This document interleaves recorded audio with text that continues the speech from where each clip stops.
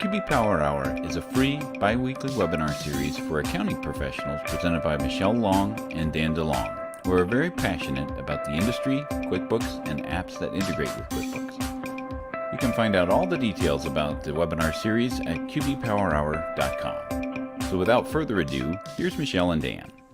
Uh-oh. What happened? Always that sense of awkwardness. Where are we?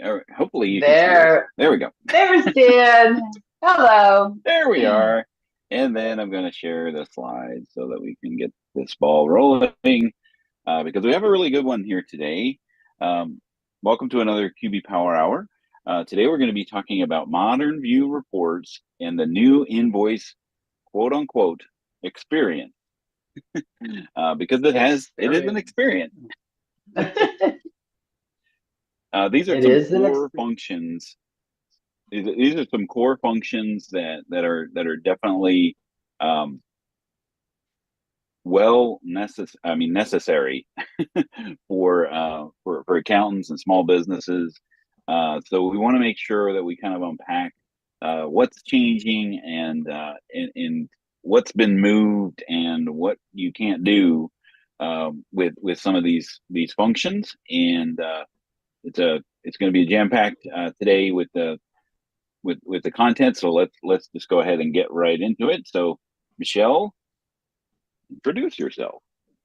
Welcome everybody. And I have my video off today because I'm at the Lake of the Ozarks on a little camping trip this week. And unlike Dan, I don't have that cool Starlink internet. I just have the Verizon hotspot. And my Verizon hotspot works pretty good, but not good enough for the video. So I won't have my video going today. But anyway, I am Michelle Long, owner of Long for Success, and very glad to be with you guys all today. You guys know me. So Dan, go ahead. Yeah, my name is Dan DeLong, owner of Dan Witt and School of Bookkeeping.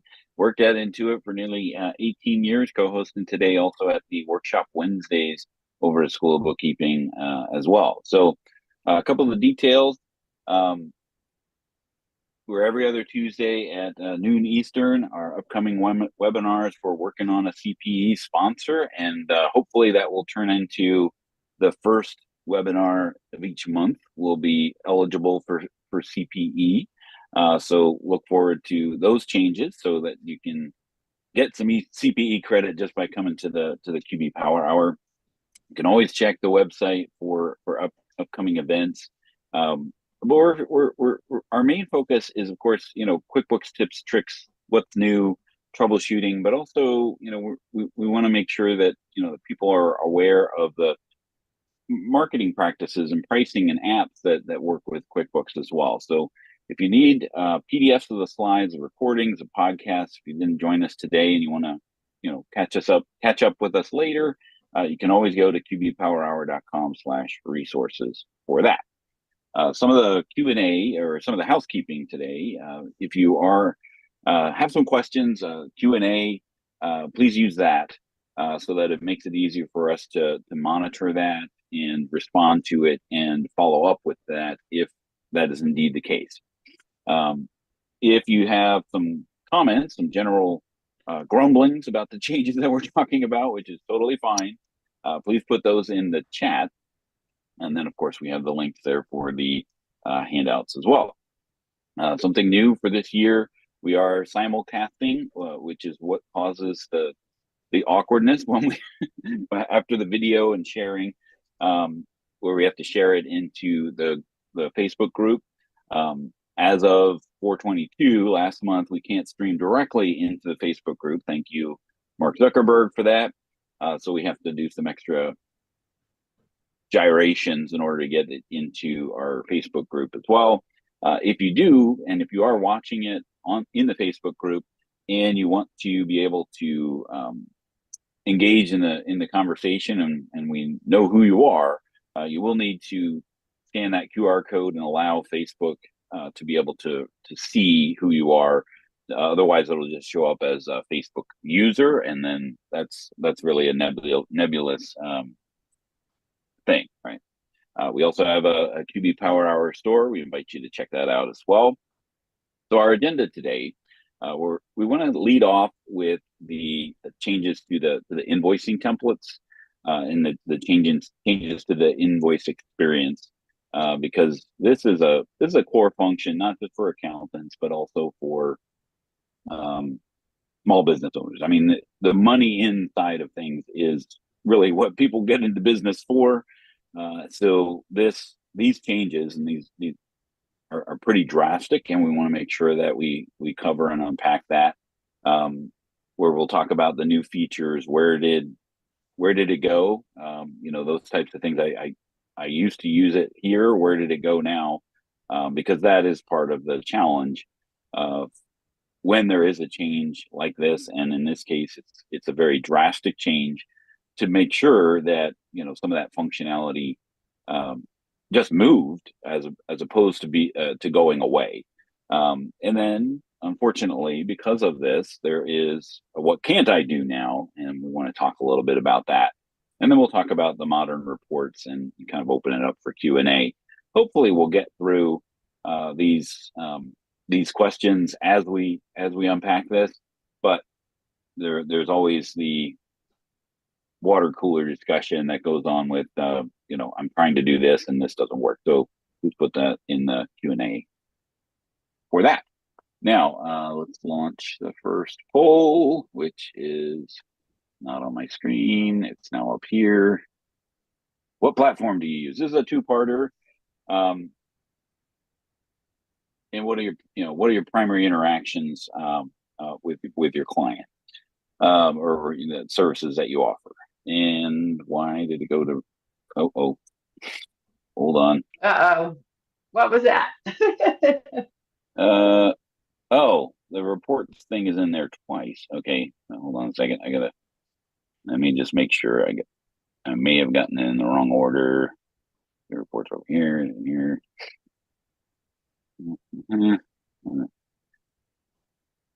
Where'd it go? Well, while you're looking for the poll to launch, I'll just mention I am covering it's reports. launched.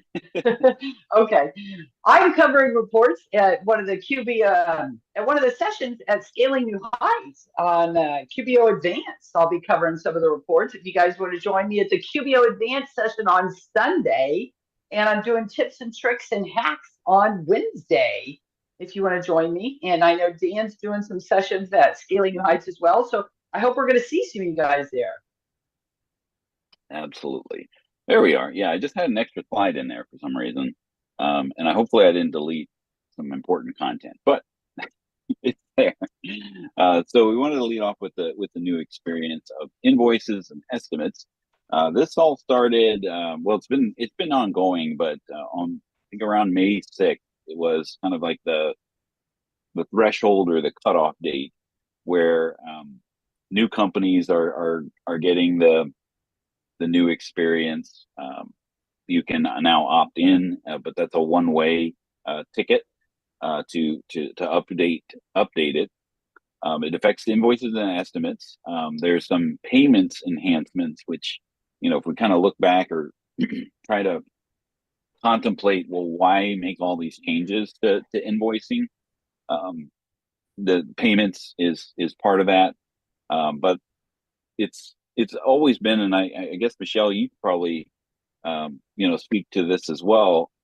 The invoice template customization has always had its fair share of feedback, especially when you compare that to desktop, right? In QuickBooks Desktop, you have the layout designer. You can be very prescriptive on the size of the columns, the position of the columns, the color, and all of those things. So especially for desktop migrators who are coming from desktop, that's part of the surprise of QuickBooks Online, is of what the things that you can't do when it comes to sales forms customization. Would you agree with that, Michelle? I would agree. That is one of the things, is you can't get as precise and as particular on the invoice and things. And one of the things that, I remember having a conversation with one client in particular, because they were just really freaking out over it. And I finally had a little talk with them. I said, when you get a bill from one of your vendors, do you really care that much what it looks like? Like, are you not going to pay the bill because it doesn't look a certain way? Or are you going to pay it? And I said, really, just sleep on it. How critical is it if it's on this line instead of that line, or if it's over a half an inch instead of there or whatever? And really, we talked about choose your fight and pick your battles. Just like in anything in life, you have to pick your battles. And Yeah, a lot of like times, parenting. exactly. And when you're looking at an accounting package, you may say, what are my 10 most important things? And your invoices, is that really number one most important thing? Is how the appearance is. Are you going to get paid regardless of what it looks like? And most of the time, yeah, they're still going to pay you. So you Yeah, really kind like of sometimes have to put it in perspective, because it is shocking to them that they can't get it exactly the same. But is it really that critical? yeah, I So, guess that kind of boils down to kind of like their branding, first impressions type of thing, yeah. where we're with regards to that. But I can spot a QuickBooks user just by the invoice that they send me, Oh, right? yes. Like, Yeah. yep, Yeah. that's from Yeah. desktop 2021, Yeah. or something like that, or Yeah. they haven't gone in and customized their invoice from Yeah. desktop. And customizing it is important. And you got to get the logo on there. You want to get the colors on there. You want to try to get the fonts right. And you want to get the colors and things right. And you do have to put a PO number on there if that's required. And certain things that you do have to get right. But certain, formatting to be exactly, sometimes they just won't give up. And part of it is just the change. They just don't like the change. And that's what it comes down to. There's really no real Right. reason. They just don't like the change. But it is a lot different. But it is shocking. Yeah. So, Yeah, Jen is mentioning in the chat that progress invoicing formatting is really important, especially for those that are doing like a third, or a portion yep. invoicing. Yep. They want to see that, or the customers kind of demand to see that as well. So that has been part of the Yeah. frustration of this new experience. But the main goals, but besides the payment enhancements, is you're able to customize it while you're editing the transaction, right? So you don't have to go navigating somewhere else to the sales form customization center to be able to modify what you see on the screen. There's I call it a 360-degree view, where you'll be able to see what's on the screen, what the payer will view. When you email the invoice, what does that look like? And then what does it look like when they go to pay it, right? Because that's ultimately that, you want to be able to speak to what those look like for your customers, right? When they say, well, I never got it, or I never, Right. what am I looking for, right? To be able to see what that looks like right there on the screen before you send it is nicer than, well, now I got to go check my own inbox because I maybe BCC'd myself or something like that, so I can see what you see when I send it to you. And then, some of those features that are currently are unavailable, and I think that is that's part, and I think that's what is the root of the matter of the frustration around this sort of change. So we're just going to contemplate, and for my history working at Intuit, this sort of thing, and especially because it's QuickBooks Online, right? They're not going to wait for a yearly release, for these things where they can, 2 months prior to that, they can beta test these sort of things. And with QuickBooks Online, these changes can be implemented rapidly. And to its credit, some of the feedback that has occurred about this new invoice experience has already, been implemented. And that's part of the double-edged sword of doing things in an online product, right? So you make some changes, you hear from the customers that are using them, and prioritize and implement that feedback. And they are making those changes. Like a lot of the initial grumblings about it have taken place and are already, part of the new experience, right? So let's talk about the good, the bad, and the ugly, right? So the good view, the good, I would put it in the good is the 360 view, right? So you're going to see these 4 tabs at the top: edit, email view, PDF view, and payor view.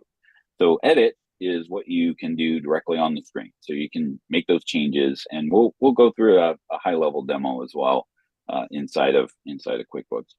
Email view is what the customer sees in their emailed invoice. PDF view is what the transaction looks like as a PDF, right? So when they download it and view it, what does that look like? And then payor view is what the screen should look like when the customer would click review and pay. Right?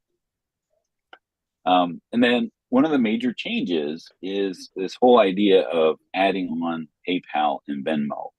And this is part of, I think, part of the confusion, because not only is Venmo and PayPal confusing in and of itself, but now adding this as an option in your invoices adds another layer of complexity to that, right? Look, they already have a PayPal or Venmo account that they accept payments through.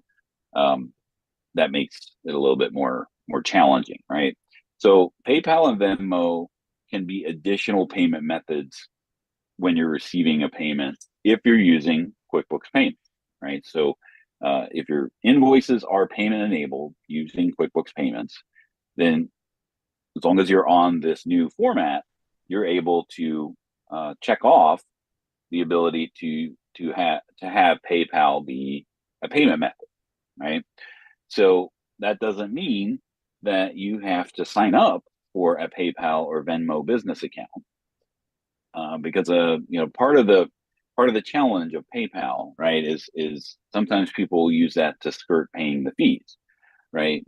Just PayPal it to me or Venmo it to me, but actually that's a violation of the terms of service, because PayPal and Venmo from person to person is free, right? But if you're paying for services, it's not, right? Then that turns into more of a merchant account, type of thing where the transactional fees are necessary. So in essence, you have to have a Venmo business account and a Venmo personal account for either of those two things. And sometimes people would take a Venmo payment as a way to, just put it to person to person. You know me, right? And then that skirts the whole idea, right? But again, that sort of business practice is outside of the terms of service for the person to person type of thing. So that means that people need to have business accounts for PayPal and Venmo, which then can be confusing. Michelle, were you going to say something or add something to that? I don't know. Maybe it's just me. I've discovered it's another way for more problems with commingling business and personal. Now that we've got clients using Venmo for business and personal, in addition to all the other things where they commingle business and personal, it just makes it even harder for us to identify and track business and personal. Now that they've got this in there, it makes it harder. And I see people agreeing with me because they don't do that. I mean, right. It's just yet one more place where we have to go look for commingled business and personal transactions.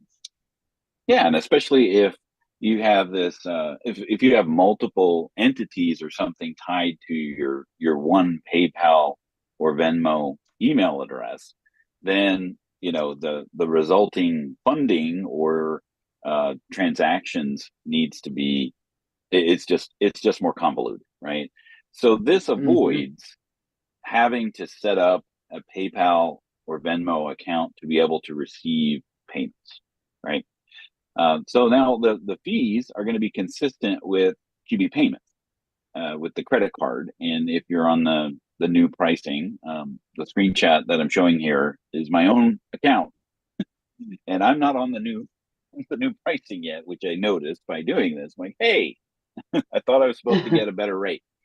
But it's actually 2.8% for emailed invoices and no transactional fee. So after this webinar, guess who I'm calling? Intuit Payments. Why am I not on the new structure yet?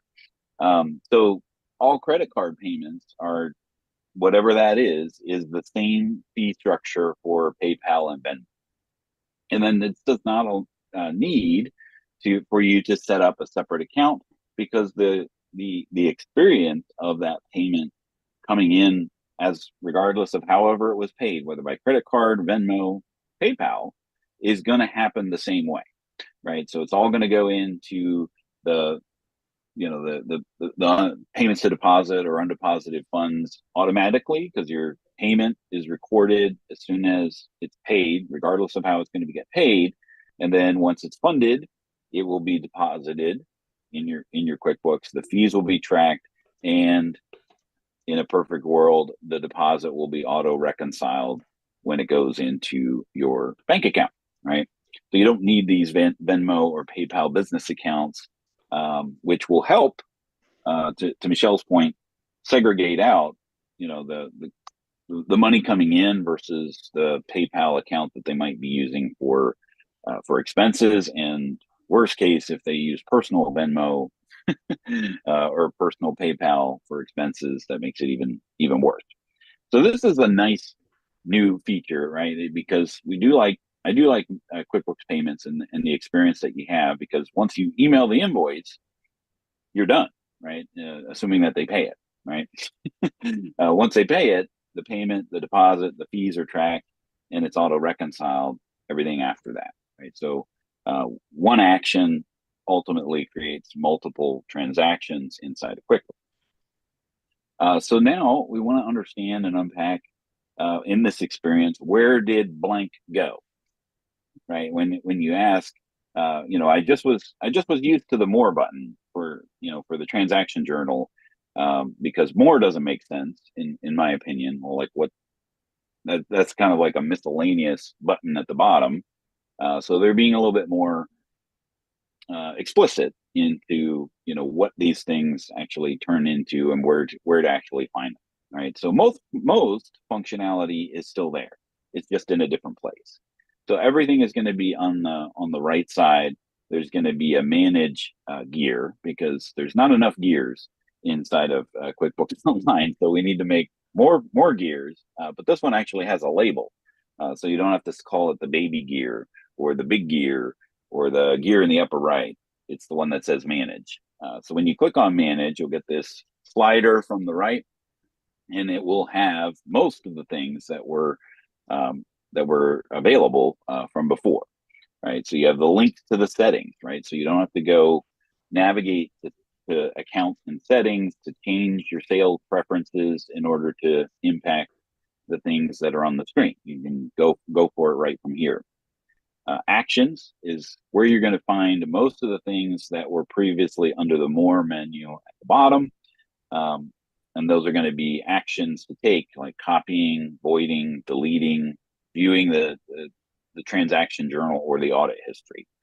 Status, that's just going to be what the current last status of it is. And all of these are expandable, so that if you need more information, you can do that. Customization. This is a part of a confusion, because you have customization and design. Customization is more for fields and columns. What do you see on the screen? And then, of course, the payment options, we'll talk about those. Design is more for how does it look, right? Colors, fonts, those types of things. Now, the 360 view is only going to be available in the new modern experience, which now seems like for a lot of people, hey, this is a step back. I had 6 designs to choose from, and now I only have modern again. This happens a lot when there's a fundamental change like this. Intuit has to take the foundational things, and sometimes and this is one of those things that has kind of gone away, but not forever. They have to lay out a foundation of the feature set, and then they can add on once they've, I don't want to say perfected, or at least improved or enhanced that experience with that foundation. So I would fully expect that the friendly or the airy or whatever the design that you were using is still there. Now, that being said, all of your other templates are still there. They just don't have this 360 view if you were to use the older template that you'll have, and you'll see those alerts and those types of things. And then scheduling is where you would set up recurring transactions and automatic payment reminders. It's an invoice, as well as print later. Hold on a second, I'm going too far. And then there's a place there for to access customer reports right from the invoice. So very similar to like what you see with that side panel on desktop, where it comes in, shows related transactions and those types of things. All right. So I want to ask this polling question. Do you feel that these changes Intuit's making is a hindrance to your practice? Where is it? Launch it. There we go. And then there's a follow-up as to why do you feel that way, right? So is the crucial workflows being affected? These changes increases. Like I can see this change is going to affect a customer, and then the customer is either going to call Intuit or they're going to call their accountant. So that could be an increased call volume to the accountant, because they're their first person that they talk to, which is now a distraction of your focus of work. So Michelle, do we have any questions? We do, Dan. So first of all, we have a question that I think you're going to get to in just a minute. I think when people first start using it, there's the frustration because everything's changed and they don't know where to find things and how to do things. And that's always a frustration for everybody. Then there's the frustration of I can't get it to look the way I want it to look. So that's a frustration. One of the things I found is after I started working with it, I do like being able to do those customizations and the under the manage and doing all those things right there all together. It is more convenient and it is time saving having that all together where you can do the invoice on the left and you have those settings and the customization things over there on the right hand side under the manage, where you can do some of those things. Having it all together is more convenient. But Cheryl had the question, how do I void an invoice now? How do I see the audit trail? Like you said, where the more button go? Yeah. How do I see the transaction journal or the audit trail? And I know you're going to show that. Those kinds of things we'll show where that people can't find things. How do I do this? That's where the frustration comes in. I can't find how do I do this? How do I do that? That's where the frustration comes in. And I know you're going to help show them how to do that to alleviate some of that frustration.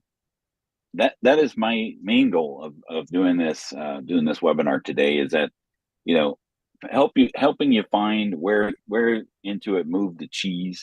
There's a book called Who Moved My Cheese. Actually, when I worked there, they gave it to everybody just as kind of like a foreshadowing of like, hey, if you don't like the way things are, wait a week, they'll change, right? So things are going to change into in these things, and if anybody loves change, it's accountants and bookkeepers. That is sarcasm. So if those things are kind of diametrically opposed, so when something like this changes and it's a core workflow, that causes quite a bit. So let's go ahead and dive into this. I did write a pretty snarky blog about these initial changes. There's a link to it on our website as well. Can you imagine that? But I mean, I love this image of this person looking at this update layout. Should I do this? Should I click this sort of thing? But we have a video on there, and we kind of talk through a lot of things that we're talking about today. But let's just jump into QuickBooks. Let's go ahead and pop over here. Hopefully it's not as slow as it was yesterday. go ahead and pop on into an invoice.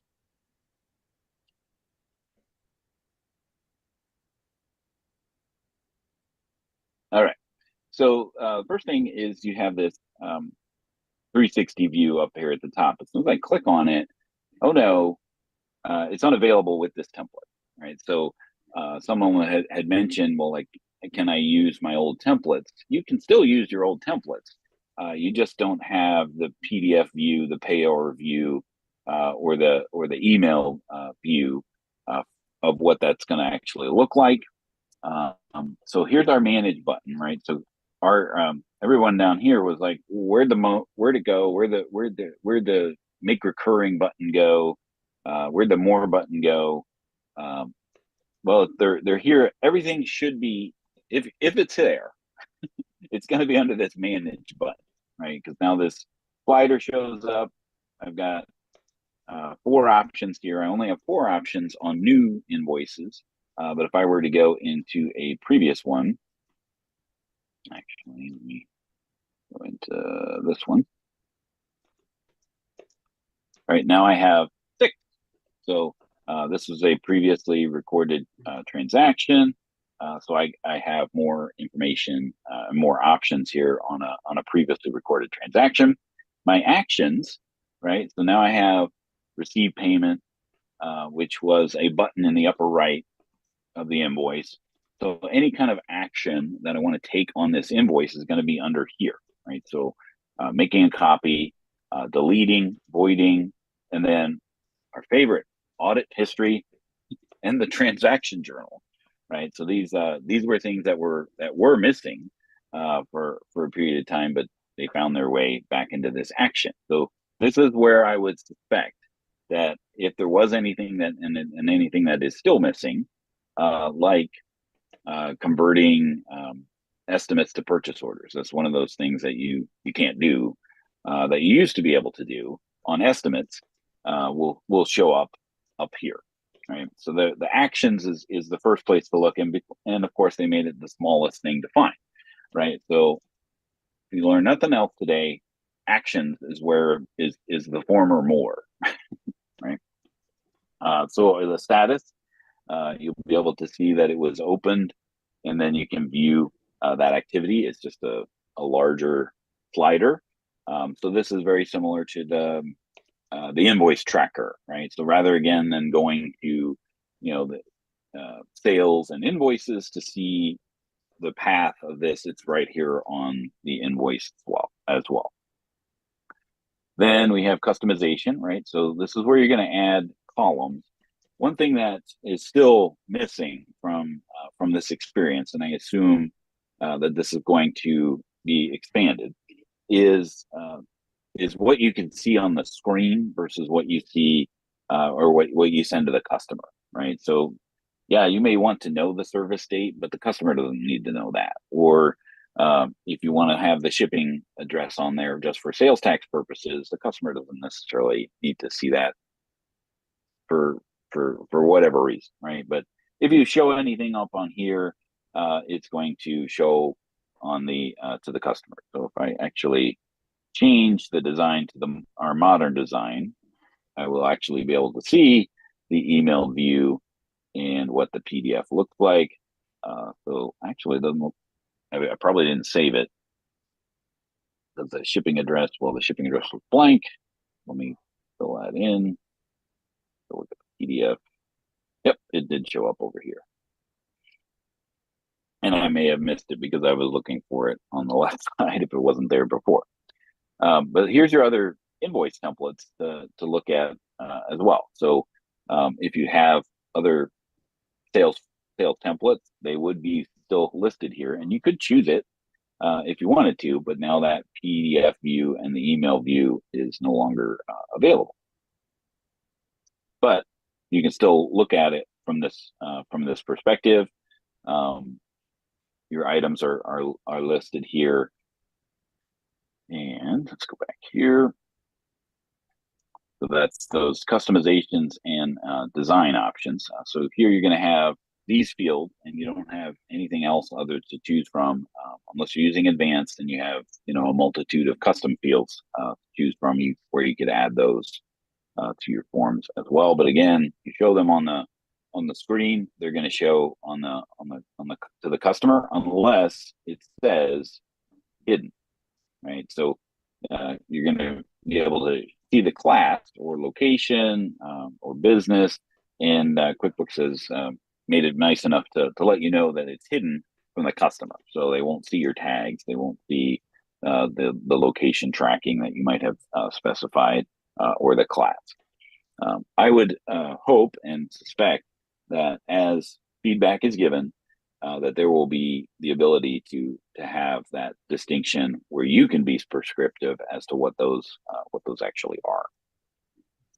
Then your payment options, right? So this is where again you would enable PayPal, Venmo as a payment option, or turn on and off tips if you're taking those sort of things, bank transfers or credit cards, right? So you can expand those or turn those on and off on an individual transaction if you'd like. But also you're going to have these options for payments of the invoice total, whether you want to show that or not. If you're going to want to use a deposit or take a deposit, you can do that as well. And then just again, by clicking manage, it takes you right to the preference of where do you want that payment method, what do you want that payment method to be, what do you want that deposit amount to be, so that they can pay that deposit. And you can also do these things now on estimate. So if the estimate is requiring a deposit or an upfront deposit, you can accept that from emailing the estimate. So once they've accepted it, you can then you can also, they can accept it online and then make that deposit right away. And then you can specify where that's going to be deposited to, all without leaving the transaction itself. Shipping fees, if you want to add those to the bottom, and then setting up more multi-currency if that's the case. Watch that. And then we talked about design and then scheduling. And I think this is still one of those step backwards types of things, because if I want to make this a recurring invoice, I would click on this and then there you go. No. Hold on a second. Where did it go? Oh, now it brought up another screen. Where before when I clicked on that, now it's gone. Hold on a second. Go back.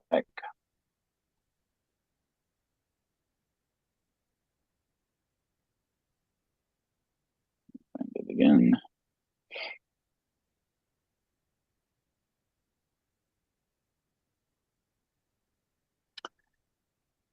Scheduling, set up a recurring invoice. Yeah, so now this experience is odd because now it's taken me to a brand new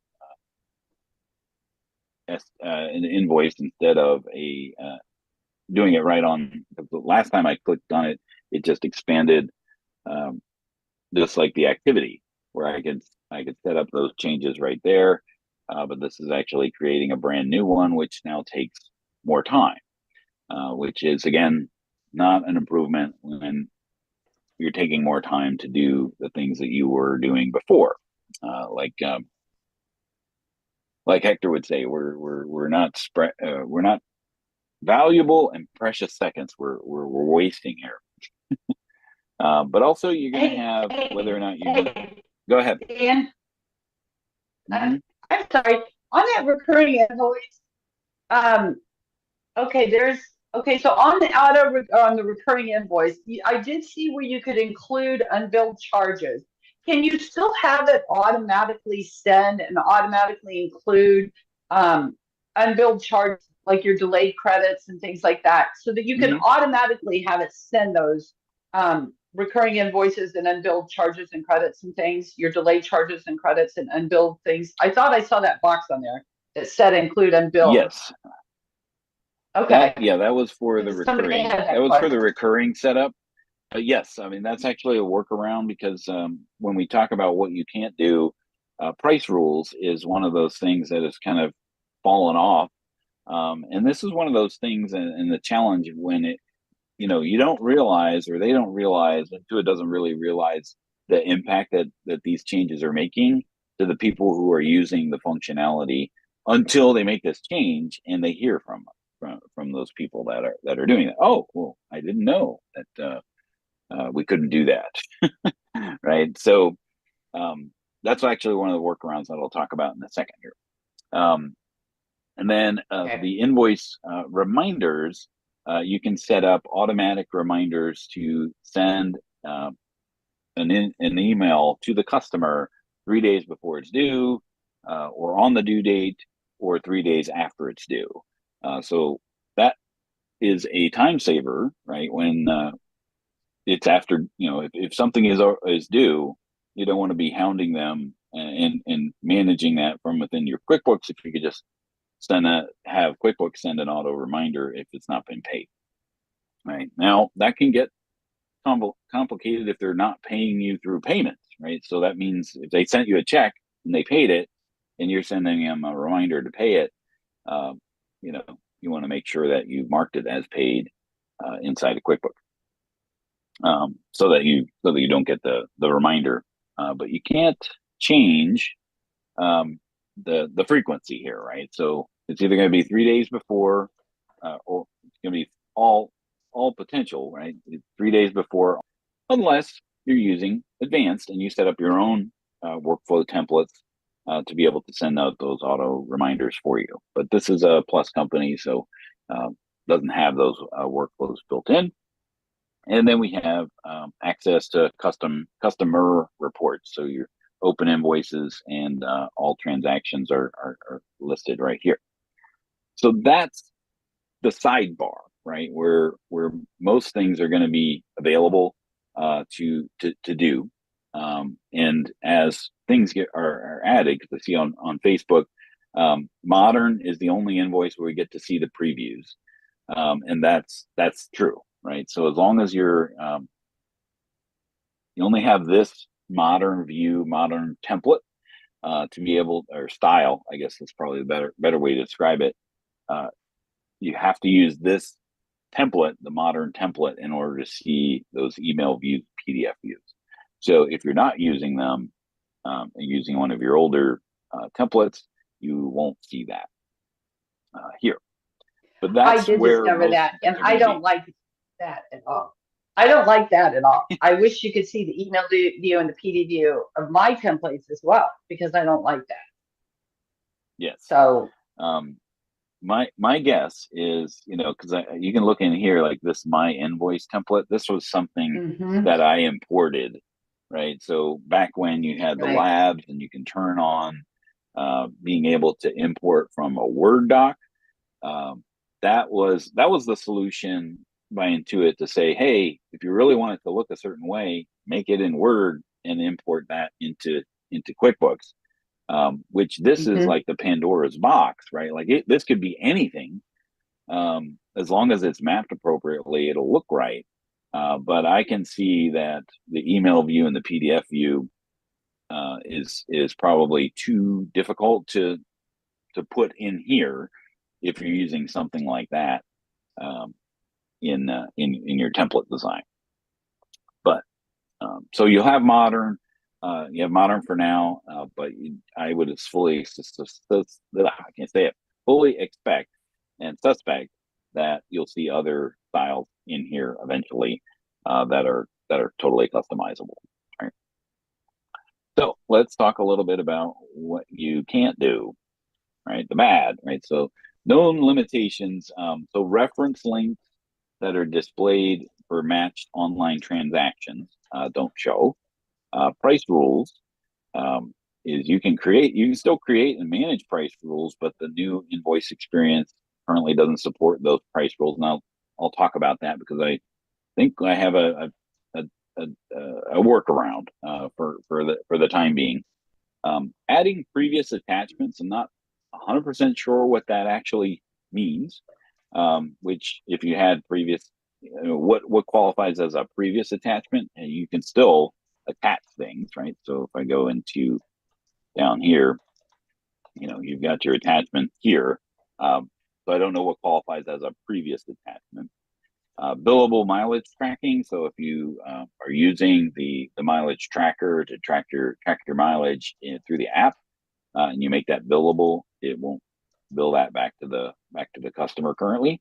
And then copying estimates to purchase orders is missing from estimates. And then with the mobile app, multi-currency.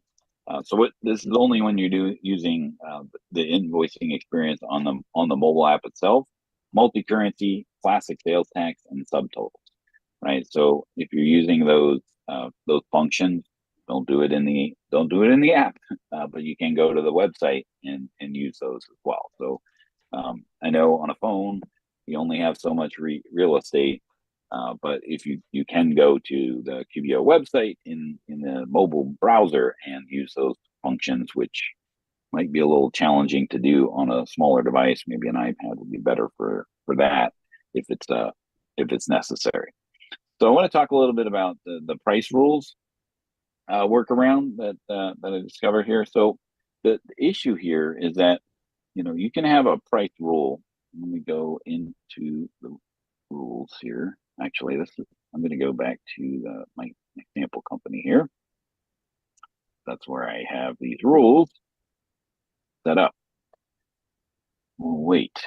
So price rules is a list, right? So, and this is available from all lists from the big gear.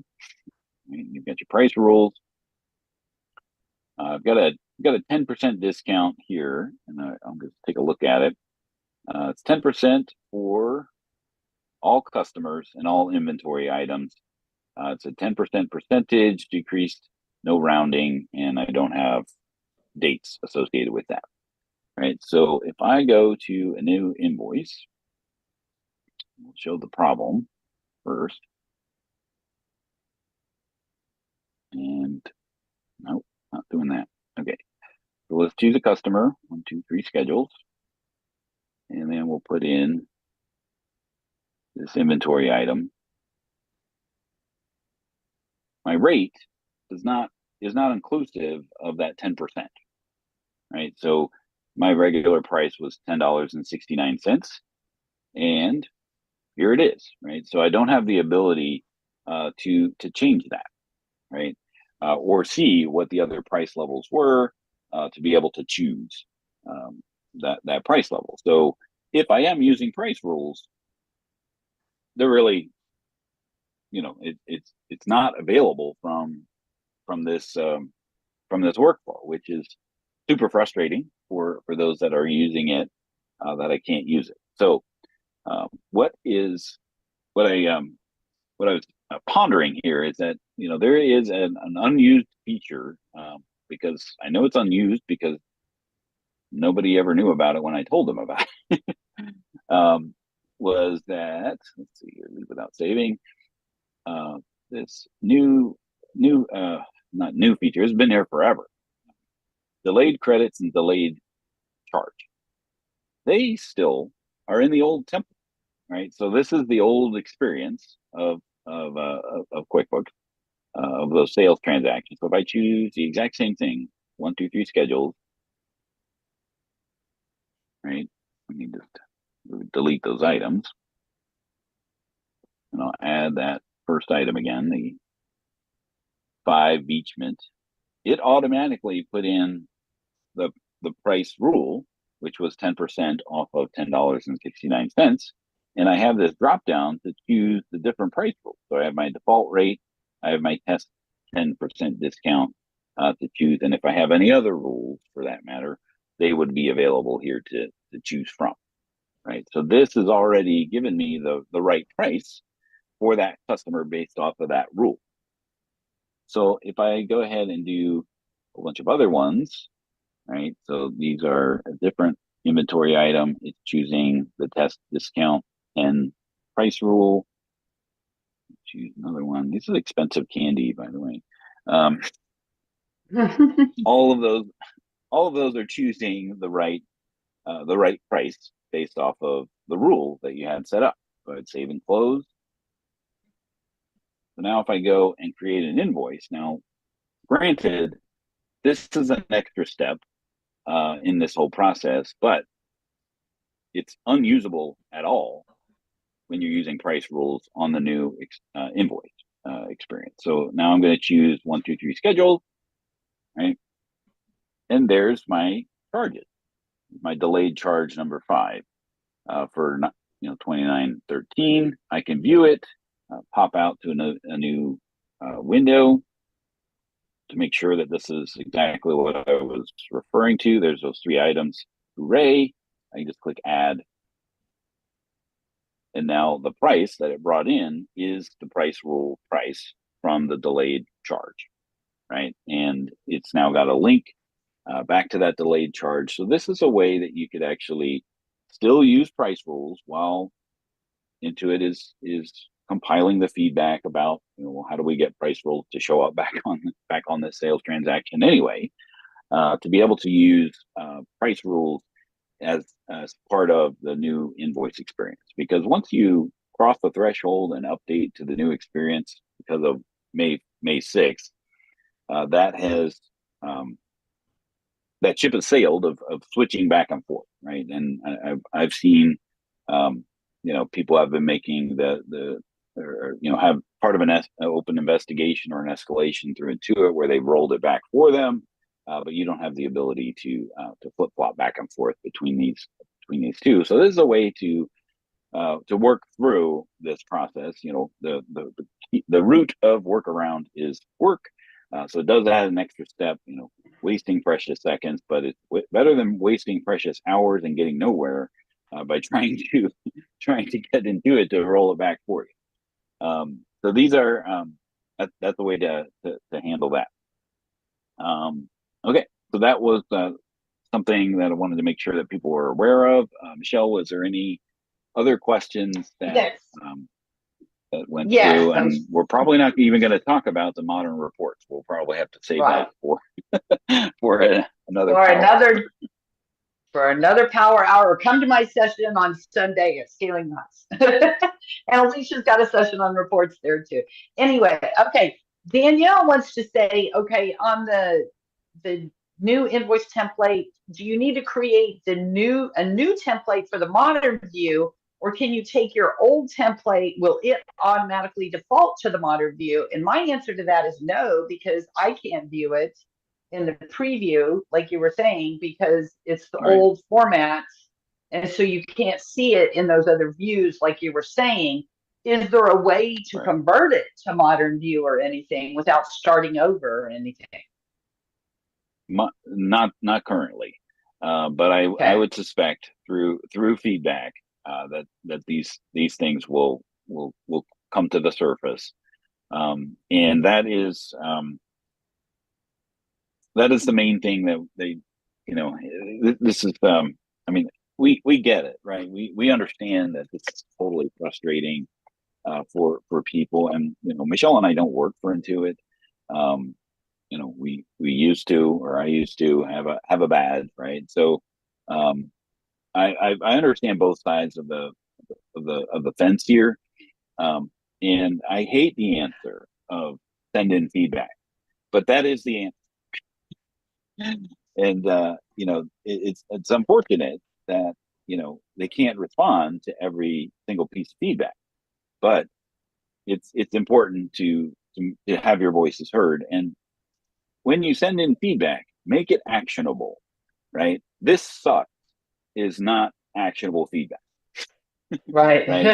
That is reactionable feedback, right? I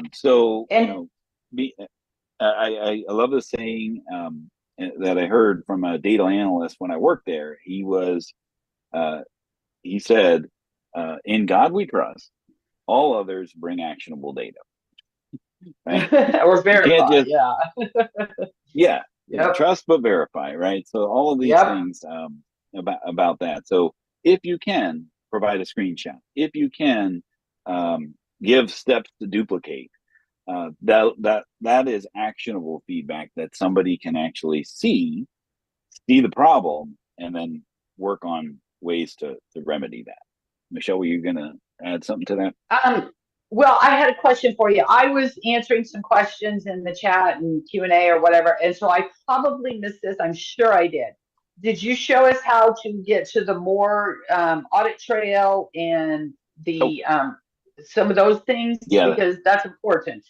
I know Yes, that's everybody all likes going to to see be. that. All those Yeah, that's things all that going to be used to be at the under. bottom, where you saw them at the bottom before, how do we access those things now? Yes, that's going to be on the action drop down. So you're going to have your audit history, There they are. See that which little tiny actions and button I would have been looking for hours, and other people too. So thank right, you, Dan, for pointing that out. and it's not like it's huge, right? I know. Like So you better that show action it drop down is again. very huge, is very small. I'm sure you need to show that again because I'm sure somebody Yeah. missed that. So could you please do that again? This is if you want to Yep. delete the invoice, void the invoice, see the transactions log, audit trail, right? What else is in there? Now it's Oh, spinning wheel of sorry. death here. You think that's I'm bad? Come stuck down in to Lake of the. the Ozarks and try it on a hotspot. Mine's really slow. Okay, All right, everybody so look real close, right on up a there at the save top. on a save transaction, this little tiny thing here. Let me just make sure I've got the right button. Yes, I can zoom in. This guy gives you the ability to There it see your is. make a copy, delete, void, audit history, and your transaction journal. So this is the where did it go thing, right? Right. And it's this tiny thing, but this is a consistency from other areas of QuickBooks Online. So the things that are inconsistent across different workflows, this is actually a consistent thing, right? So you have that action drop down over on the right for pretty much every other table, right? So whether you're looking at sales or bills or customer transactions or vendor transactions, you have that edit drop down, an action column. So this is a consistency. So kudos to it for making something consistent inside of it. It's on the right. It's called actions. Hooray! But before just as soon as you got used to more at the bottom, Mm-hmm. now they go ahead and move it. They've also done Well, things with this save, right? So save is now all in one drop down or drop up, I guess in this case is at the bottom. You got your save and new, save and close, and just save, and then this other green option which did have save and close, save and new. Now it's just review and send and share link. So I would suspect you'll see some changes to this as well, because save was always the God's country of green. Money's going to come in if I save it. But save and if you're asking, well, where's save and close? It's not under here anymore. Well, now it's under the save stacked option. Did you have another? Yeah, too many clicks. That is the challenge of this. And I think as time goes on, either Hector and Mark with Right Tool are going to save us those clicks, or Intuit will actually be able to consolidate the feedback and make those changes. Any other questions that we might have missed there, Michelle? Somebody wanted to know if you could remove the product and description column from the invoice in this new format. Nope. So that you just have like a one big thing description. You can't do. Yeah. Right. Yeah, that's I know that's one of the problems those, I've always heard complaints about. Yeah. Yeah, there'll be a step back. This is one of those step back things. And on the sales form template, you still have the option. I believe this is something I'll double check, but I think you should be able to still go into the modern style and make some changes to it, as far as your column widths and activity rows and those types of things. So I'll play around with that and maybe report back on that as well, because we are at the top of the hour. I did want to throw up that last poll. If you don't see it, after this webinar, has your opinion of today's topic changed? So has this helped? Is really what I'm what I'm asking. Is this better? Has this made a positive impact to you? Because again, the main thing that we want to ensure is send feedback to Intuit about the new experience, so that your experience can actually be better as well. But don't expect them, just because you entered in feedback, to take action the following day, right? So it's gonna take a lot of feedback to prioritize and stack, and then see what it will actually take to make those changes. Because the worst thing they want to do is break something else that's in service to trying to fix something. So that's our webinar today. We appreciate you. Michelle, any closing thoughts? Yeah, we've had a lot of complaints about this change, that change, and how come Intuit keeps changing all these things and stuff. And it reminded me, I think his name was Shane Hansby, one of the product managers. And I remember at one of the conferences, Shane was up there presenting how the drawer would slide out when you're entering an invoice, so you could see comments about them or anything like that about customer, because that was the most requested thing that people had been putting in, right? And then at the next year's conference, the most requested thing was, turn it off, I hate it. So the poor product managers, they never win, right? We are never happy, you know. So I mean, they do our best to store feedback and things like that. Continue to send your feedback, and it continues to listen. They never get it right the first time, so keep sending your feedback. Dan, thank you for telling us all these little things and the little buttons that we can't find because they just don't show up until you point them out to us. So thank you for helping us with all that, as always. And thank you, everybody. And keep sending that feedback into them. I love Karen's note there. I'm getting even more excited about my decision to retire. Too much change is certainly too much sometimes. All right. Well, we'll see you next time on the QB Power Hour. And if you're coming to Scaling New Heights, we hope to see you there as well. Everybody have a great day.